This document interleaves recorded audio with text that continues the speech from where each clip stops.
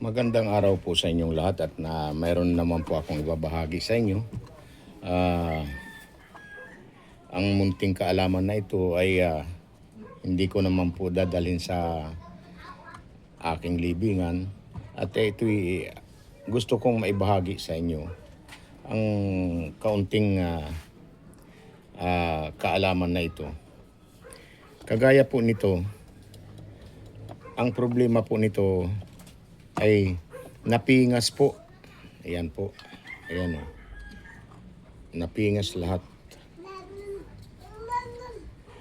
Ngayon, ang gagawin po ninyo ay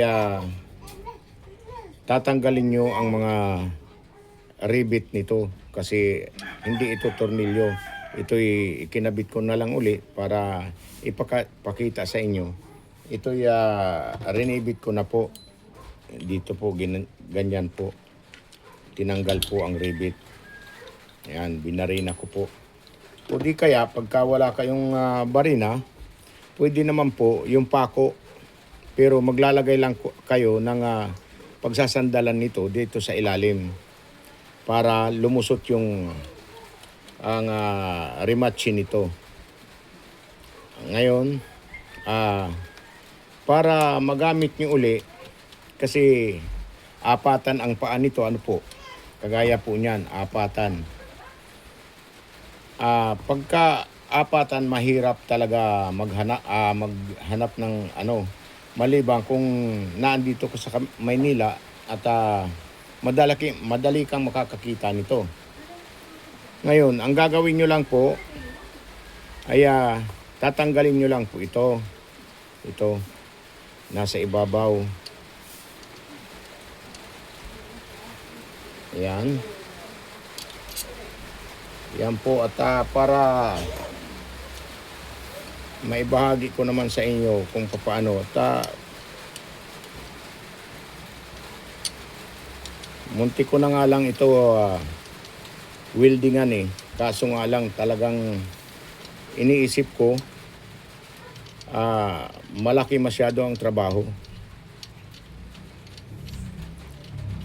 Kung aking weldingan.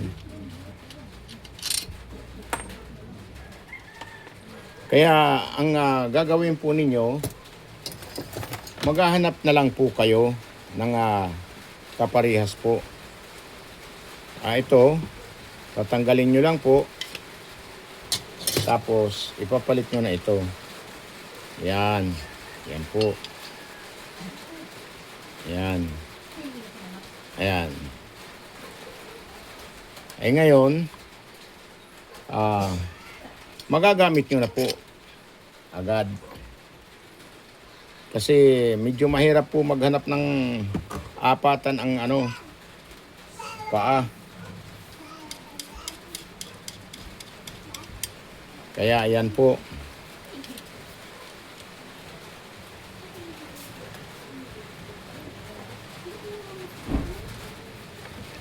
Ang paglagay po nito ay huwag po ninyong pakahigpitan ng husto.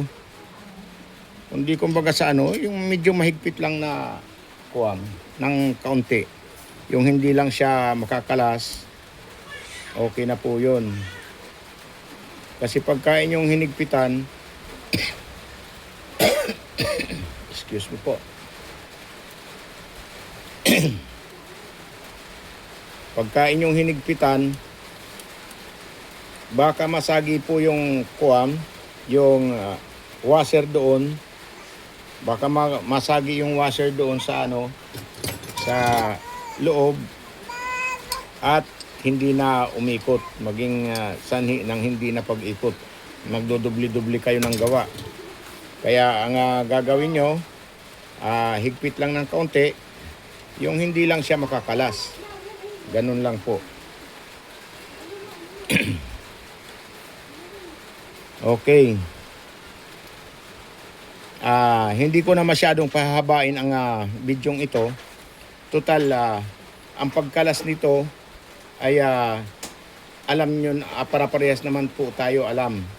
Pero ang mga paraan kung paano, yun ang ibinigay ko sa inyo, ang pinaka-importante na kuwam na kung papaano ninyo gagawin.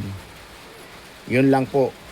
Ngayon, hindi ko na pahabain at paki-subscribe naman kung inyong nagustuhan ang video at paki-like, paki-comment. Mas lalong mahalaga sa akin ang comment dahil yung inyong comment ay yun ang magbibigay sa akin na para makagawa ng isang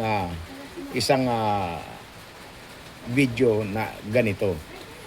Kaya hanggang dito na lang muna po tayo at maraming salamat po sa inyong panonood. Bye-bye!